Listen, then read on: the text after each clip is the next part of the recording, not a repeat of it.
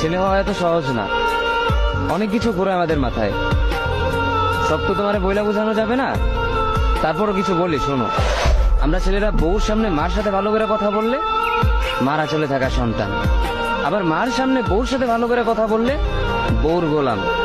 নিজের ছেলে মেয়েদের যদি মারি আমাদের দয়া মায়া নাই, আর ওই ছেলে মেয়েদের যদি কিছু না বলি আশকারা দিতেছি। নিজের বউরে দিয়া যদি জব করাই সেই ক্ষেত্রে আমি বউর কামাই খাই, আর যদি বউরে দিয়া জব না করাই আমি সন্দেহ করি। সারাদিন ঘরের বাইরে থাকলে আমরা ভাদাইম্মা, আর যদি ঘরের ভিতরে থাকি তাহলে বেকার, কাজ কাম নাই। আর এই তোমাদের মেয়েদের গায়ে যদি আমরা ভুলেও টাচ করি না আমরা নির্যাতক, আর যদি তোমরা মেয়েরা আমাদের গায়ে হাত তুলো আমরা কাপুরুষ। আর একটা ছেলে কি বা করে পুরো লাইফে নিজের জন্য? মার ওষুধের থেকে শুরু করে বউ বাচ্চার প্রত্যেকটা শখ পালন করার দায়িত্ব একটা পুরুষের। কিন্তু কি লাভ এত কিছু কইরা?